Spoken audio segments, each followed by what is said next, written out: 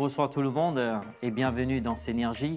Je suis Samuel, je suis vraiment heureux de pouvoir partager ce moment avec vous. En tout cas, je remercie tous ceux et celles qui sont là, qui nous regardent actuellement et pour tous ceux et celles qui vont nous regarder après. C'est vraiment un honneur parce que je remercie Dieu pour cette opportunité. Je remercie Dieu pour le corps pastoral. Je remercie Dieu pour toute l'équipe d'anciens et tout le leadership.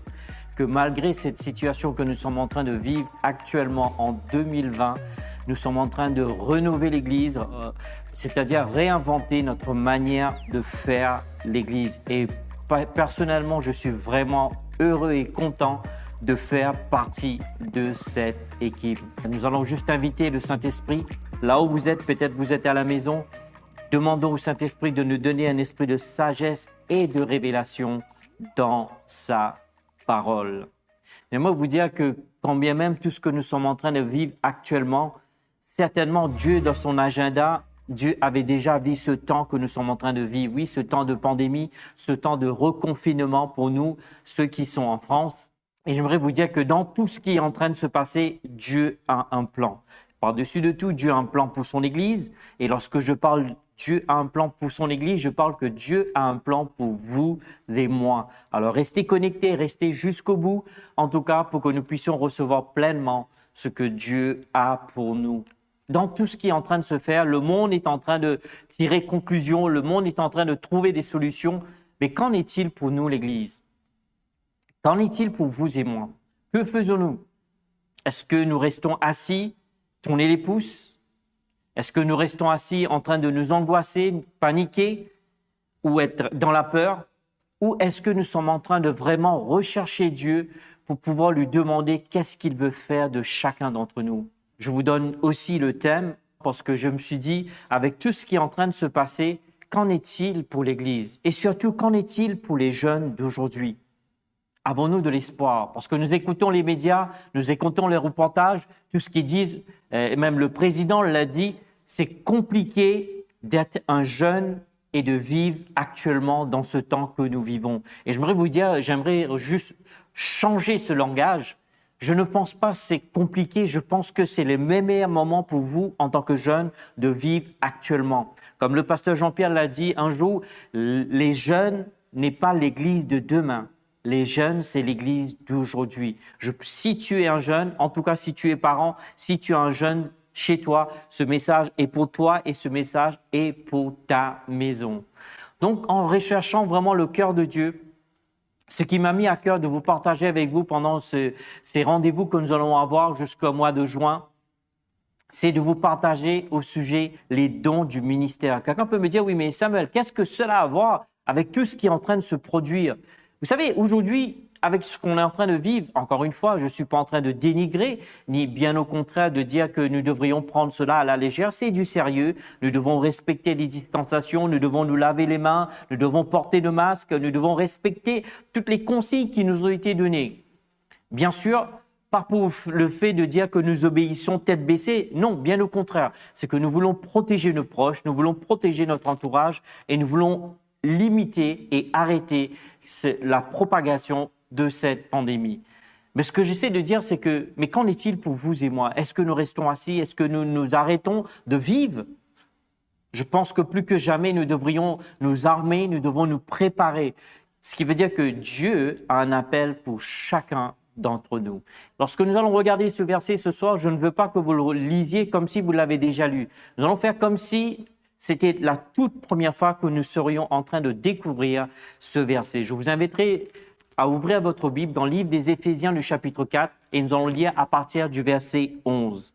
Et le verset 11 nous dit « Et il a donné les uns comme apôtres, les autres comme prophètes, les autres comme évangélistes, les autres comme pasteurs et docteurs, pour le perfectionnement des saints en vue de l'œuvre du ministère et de l'édification du corps de Christ, jusqu'à que nous soyons tous parvenus à l'unité de la foi, de la connaissance du Fils de Dieu, à l'état d'homme fait à la mesure de la stature parfaite de Christ. Le verset 14. Afin que nous ne soyons plus emportés à tout vent de doctrine par la tromperie des hommes, par leur ruse des moyens de séduction, mais en professant la vérité dans l'amour, peut-être votre traduction dit charité, Louis II, nous croissons à tous égards en celui qui est le chef, Christ. C'est lui, grâce à tous les liens de son assistance, que tout le corps bien coordonné et formant un solide assemblage tire son accroissement selon la force qui convient à chacune de ses parties et s'édifie lui-même dans l'amour. Waouh!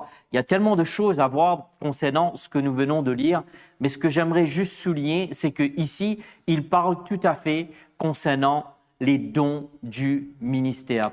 Christ a pourvu aux besoins de son Église. Premièrement, nous allons regarder qui a fait des dons. Si vous lisez le verset 11, il dit « Christ et il a donné ». Et ici, il faisait mention de Christ. Le Seigneur Jésus a offert des dons à son Église. Je répète, le Seigneur Jésus a fait des dons à son Église. Deuxième point que nous allons voir, quand les a-t-il accordés ces dons dont je parle? Lorsqu'il est monté au ciel, emmenant les saints de l'Ancien Testament qui, depuis leur mort physique, attendaient dans le sein d'Abraham l'accomplissement du grand plan de rédemption de Dieu. Et c'est là que Jésus a fait ces dons-là. Si vous regardez dans Éphésiens le chapitre 4, le verset 8 à 10, il nous dit « C'est pourquoi il est dit, étant monté en haut, et il a emmené des captifs et il a fait des dons aux hommes. » Or, le verset 9, que signifie s'il est monté, sinon s'il est aussi descendu dans les régions inférieures de la terre? Oh, gloire à Dieu! Dieu merci que notre Seigneur est venu donner sa vie. Dieu merci qu'il est mort. Dieu merci qu'il est ressuscité. Mais il n'a pas fait que ça, bien-aimé. Il a ressuscité, mais il a fait des dons à son Église. Troisième point que nous allons voir, d'où provenaient ces dons-là? Ces dons proviennent directement de la personne du Christ. Christ exalté dans le lieu céleste où il trône maintenant à la droite de Dieu. Mais avant d'être exalté, d'être à la droite de Dieu, il a fait des dons pour son Église. Quatrièmement, c'est bien de savoir que maintenant Christ a donné des dons. Maintenant, quel était le but exact, la raison pourquoi Christ a fait des dons? Vous savez, ce que j'aime bien avec Dieu, Dieu n'est pas un Dieu de hasard. Oui, vous avez bien entendu. La raison pourquoi je fais une pause pour te dire ceci, c'est que la plupart du temps, des fois, tu crois que ta vie ne mène à rien. Laisse-moi te dire ceci. Quand Dieu a fait en sorte pour que tu sois là aujourd'hui, pour que tu es en train de m'écouter ce soir, c'est que Dieu a un but pour toi, Dieu a un plan pour toi. Tout ce que Dieu fait, Dieu est un Dieu de plan, de but et d'objectif. Répète ça avec moi, s'il te plaît. Dieu est un Dieu de plan, Dieu est un Dieu de but et Dieu est un Dieu d'objectif. Dieu ne fait rien par hasard. S'il fait quelque chose, certainement, il a un but pour la chose, un but spécifique. Ce qui veut dire que maintenant, nous allons voir quel est le but que Dieu a fait ces dons-là. Regardez le verset 12 avec moi, s'il vous plaît. Nous sommes en train de voir quel était le but de donner des dons à son Église. Le but, dans le verset 12, il nous dit pour le perfectionnement des saints en vue de l'œuvre du ministère et de l'édification du corps de Christ, jusqu'à ce que nous soyons tous parvenus à l'unité de la foi. Waouh!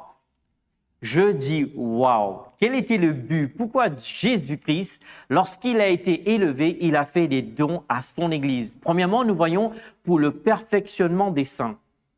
Vous savez, ce que j'aime bien avec ce mot-là, c'est que des fois, ça peut nuancer notre manière de comprendre. Des fois, nous pouvons juste avoir une tendance de croire, lorsque le mot perfection est mentionné, cela veut dire exclu de faire des erreurs. Mais regardons bien selon le mot qui est mentionné ici. Le mot ici, le mot grec veut dire katartismos, traduit par le mot perfectionnement. Selon le dictionnaire Vines, comme vous connaissez la plupart d'entre vous, c'était un grand érudit, cela veut dire un équipement ou une préparation intense qui implique un processus qui mène à l'accomplissement. Waouh! Maintenant, je vois ce verset autrement. Ce qui veut dire que Jésus est venu, il a donné sa vie, il est ressuscité et avant de partir à la droite, il a fait les dons à son Église. Pourquoi il a fait ces dons-là? Non seulement pour que nous soyons parfaits, mais le mot parfait ici ne veut pas dire exclure des erreurs. J'aimerais vous souligner ceci. Vous savez, moi, quand j'ai lu la Bible, il y a un verset qui m'a un peu, entre guillemets, froissé. Lorsque je lis dans le livre des Actes, Dieu mentionne que David, un homme selon son cœur. Je dis, mais attends, comment Dieu peut oser mettre le nom de David et de mettre à côté un homme selon son cœur? Je veux dire, David, si vous connaissez l'histoire, vous savez que l'homme, lorsque nous mentionnons le roi David, bien sûr, c'était un grand roi, c'est pas pour dénigrer son caractère. Ce que j'essaie d'attirer votre attention, c'est que des fois, hein, vous savez, mettre le niveau tellement haut et que nous passons à côté de ce que Dieu veut faire dans notre vie.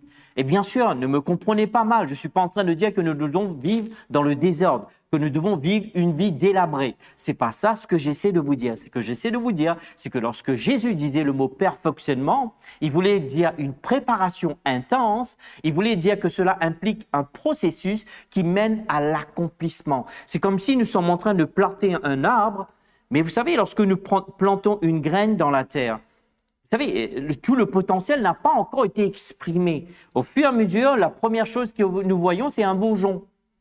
Et ce bourgeon va commencer à pousser, il y aura un tronc qui va donner des branches, des feuilles et par la suite des fruits. Et c'est de cela que Jésus voulait dire lorsqu'il parlait le mot perfectionnement. Waouh, je trouve que j'ai passé trop de temps sur ce mot-là. Peut-être Dieu voulait nettoyer quelque chose dans ta manière de penser, dans la manière de tu te vois.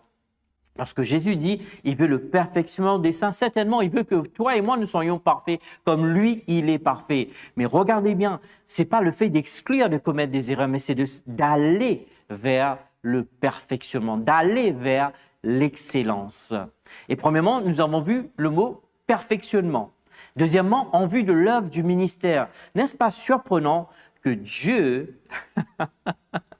Waouh, je ne sais pas pour vous, mais en tout cas pour moi, ça me fait vraiment une explosion à l'intérieur de moi de penser que Dieu le Père, Dieu le Fils, Dieu le Saint-Esprit a œuvré pour faire des dons à son Église. Et non seulement il a donné cela pour nous perfectionner, c'est-à-dire pour nous entraîner, pour nous équiper, pour nous ramener à l'accomplissement, mais aussi en l'œuvre du ministère. J'aimerais juste mettre une petite parenthèse. Si tu es croyant, peut-être tu te dis, je ne suis pas appelé dans le ministère, cela te concerne ici. Il dit en l'œuvre du ministère. Dieu a donné les 5 ministères pour te préparer pour l'œuvre du ministère.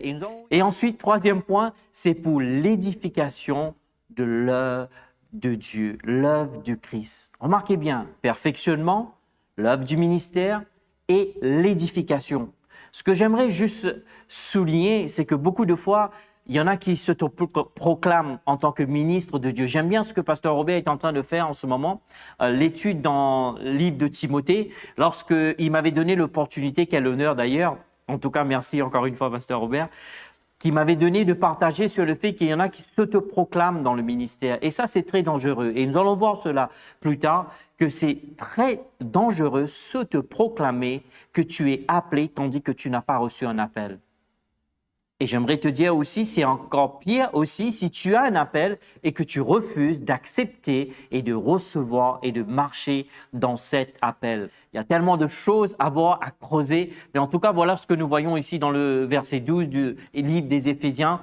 Pour le perfectionnement des saints, l'œuvre du ministère et l'édification du corps de Christ. En d'autres mots, si tu as un ministère quelconque, tu es supposé d'édifier, bâtir et de construire le corps de Christ.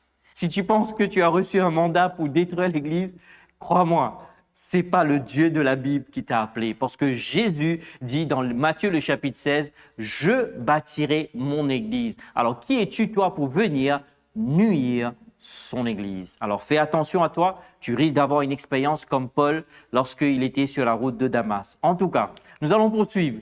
Pour combien de temps nous voyons cela, que Jésus a fait ces dons-là? Le verset 13 nous répond. Le verset 13 nous dit « Jusqu'à ce que nous soyons tous parvenus à l'unité de la foi ». Attends, s'il y a une chose que nous regardons aujourd'hui, tu sais, il y a beaucoup d'églises, il y a beaucoup de ministères, il y a beaucoup de pasteurs. D'ailleurs, même moi, j'ai commencé à m'interroger. J'aimerais aussi féliciter le pasteur Robert, ce que je vois qu'il est en train de faire. Sans se rendre compte, il est en train de générer une certaine type d'unité. Il invite un pasteur qui est de nord, de sud, de l'ouest, l'ouest. Qu'est-ce qu'il est en train de faire? Quand bien même il est en train de partager ce que Dieu lui a donné, mais il est en train de générer l'unité. Et ici, ce verset nous dit, le ministère a été donné pour l'unité, gloire à Dieu. Jusqu'à ce que nous parvenons à l'unité de la foi, à l'unité de la foi. J'aimerais vous dire, Vous savez, ça m'attriste beaucoup et ça fait partie de mes prières. C'est qu'il doit y arriver un certain moment dans la vie qu'aujourd'hui, lorsque le monde regarde l'Église de Dieu, qu'il voit l'unité. Je ne parle pas de faire semblant qu'on est unis. Tu sais, des fois, tu vas dans des conférences, un pasteur a été invité, d'autres pasteurs ont été invités. Lorsqu'ils se regardent, ils regardent, ils ont le sourire commercial. Je suis en train de toucher des choses très chaudes. Tu sais, il a le sourire commercial et il prêche dans la conférence. L'autre pasteur prêche après lui. Et puis, chacun rentre chez soi et il ne s'appelle plus et il ne se donne plus de nouvelles. Et comme on dit, chacun pour soi, Dieu pour tous. Mais je ne pense pas que c'est la volonté de Dieu. Et je pense qu'il y a une chose que Dieu veut changer dans le corps de Christ actuellement, c'est de ramener cette unité. C'est la raison pour laquelle il a donné des ministères. Non pas pour dire que moi j'ai l'ultime message, non pas pour dire que moi j'ai le meilleur message, non pas pour dire que moi j'ai la plus grande église, non pas pour dire que moi j'ai le plus grand ministère, loin de là.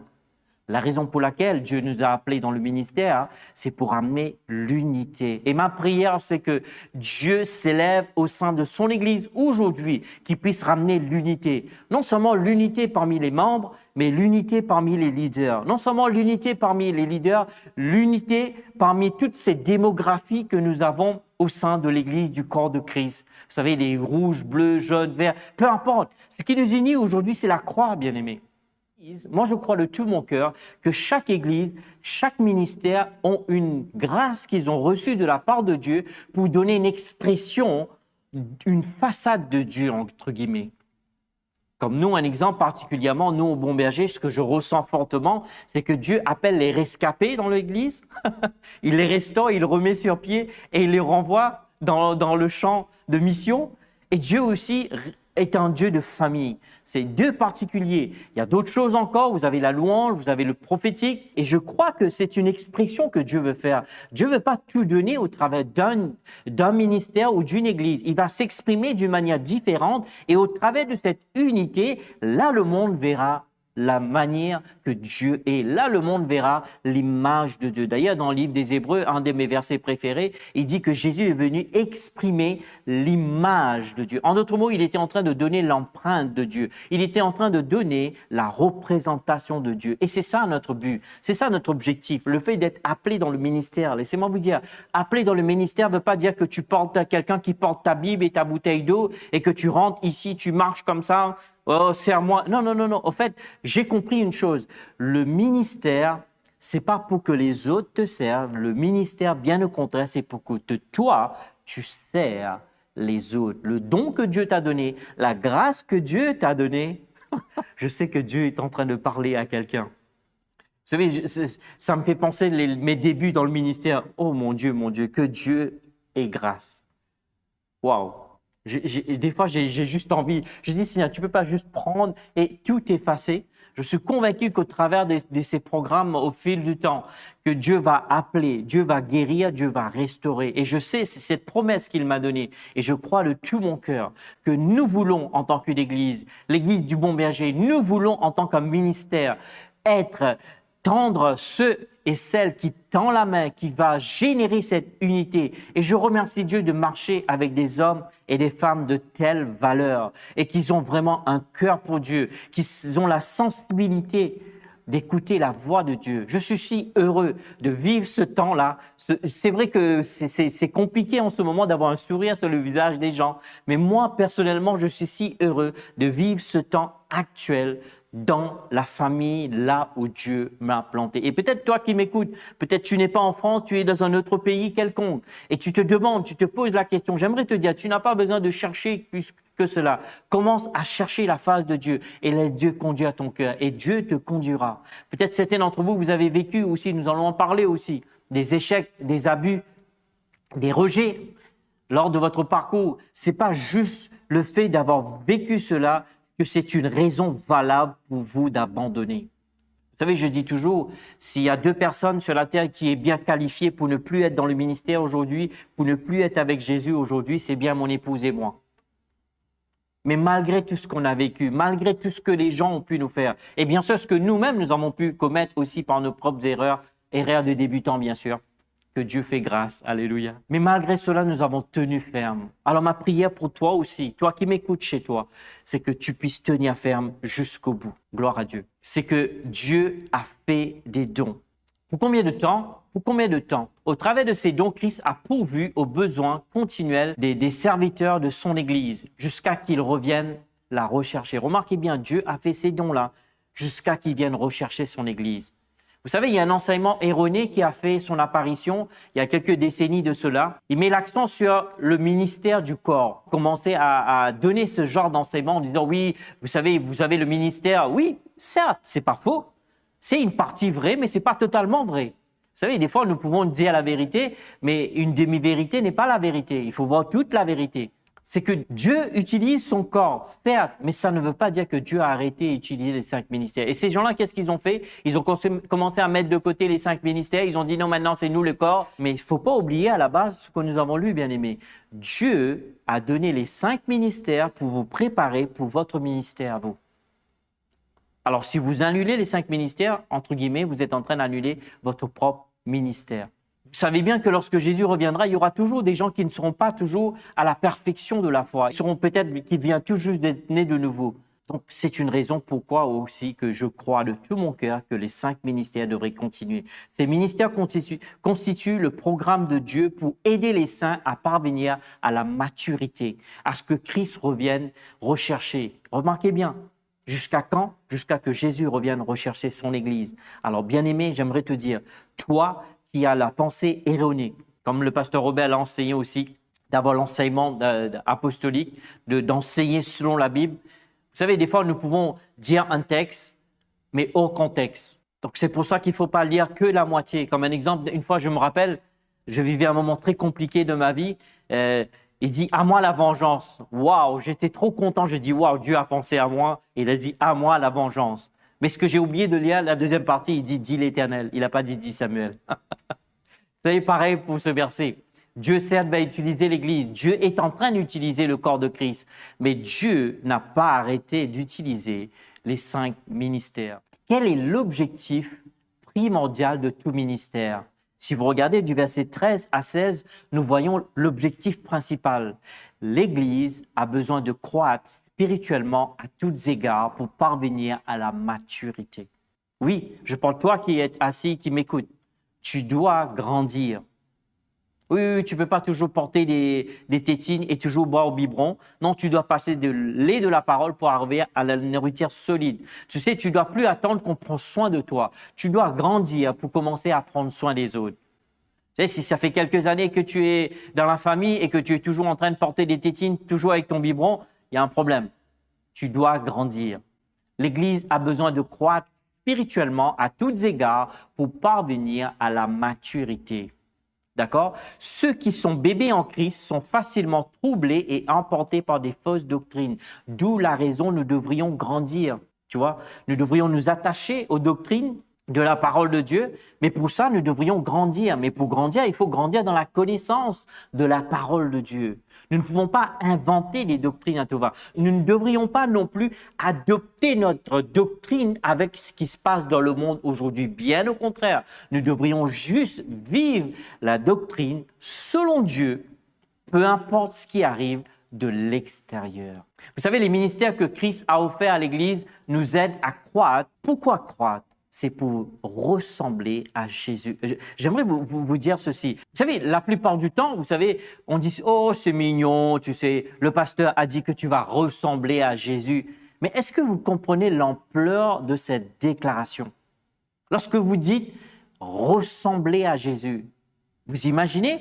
Cela voudrait dire que ce même Jésus qui était en train de marcher sur les rues de Jérusalem était en train d'opérer des signes, des prodiges, comme Acte 10, 38 le dit si bien, comment Dieu a oint du Saint-Esprit et de force, allant de lieu en lieu, faisant du bien et guérissant tous ceux qui étaient sous l'empire du diable. Et c'est ça que la parole de Dieu voulait dire. Lorsque Dieu dit qu'il veut que tu grandisses, Sam, il veut que tu ressembles à Jésus, entre guillemets, il veut exercer une dimension du ministère de Jésus au travers de ma vie, au travers de ta vie. Gloire à Dieu. Nous ne pouvons pas y parvenir sans les 5 ministères. Et j'aimerais vraiment détruire cette doctrine erronée de dire que les 5 ministères n'existent plus aujourd'hui. Certains chrétiens ne parviennent pas à un niveau élevé dans la maturité parce qu'ils ne reconnaissent pas ceux qui sont appelés. Si vous voulez, aujourd'hui, dans le corps de Christ, aujourd'hui, les 3 ministères les plus reconnus, c'est les évangélistes. Nous savons que c'est eux qui crient, qui ramènent la guérison, etc. C'est eux qui rassemblent la foule. Nous avons les pasteurs. Lui, il est toujours là pour te câliner, pour t'écouter. Gloire à Dieu, pour te lever, lorsque tu es pour te donner l'encouragement, etc. Et ensuite, nous avons les enseignants. Dans ces 3 ministères, il n'y a pas que ces 3 ministères que Dieu mentionne. Mais j'aimerais vous dire, la dernière fois, j'étais en train de prier, je me rappelle, j'avais un échange avec le pasteur Robert au travers de texto. Je lui dis, écoute, je sens qu'il y a une onction binaire que Dieu libère sur le corps de Christ actuellement. Une onction apostolique et prophétique. Et je crois de tout mon cœur, dans cette saison de 2020, dans cette saison de pandémie que nous sommes en train de vivre, plus que jamais, Dieu est en train de susciter des apôtres et des prophètes au sein de son Église pour pouvoir nous ramener vers la maturité. Il n'y a pas que les évangélistes, il n'y a pas que des pasteurs, il n'y a pas que des docteurs, il y a aussi des apôtres et des prophètes. En résumé, pour terminer, l'ultime objectif de n'importe quel ministère n'est ni de se glorifier soi-même, ni de s'exalter, ni d'exalter ce qui est humain. Un ministère authentique, bien-aimé, entièrement dirigé vers le perfectionnement du corps de Christ. Ce qui veut dire que lorsque tu travailles, si tu te dis que tu es appelé et que tu es en train de nuire à ton Église, laisse-moi te dire, je ne pense pas que tu es vraiment appelé. Parce que si tu es vraiment appelé, ton ministère serait de construire ton Église. Alléluia. Nous avons besoin de tous ces ministères pour édifier et pour faire croître le corps de Christ. Je vous remercie, je vous dis que Dieu vous bénisse, je vous fais des gros bisous et je vous dis au mois prochain. Bye bye.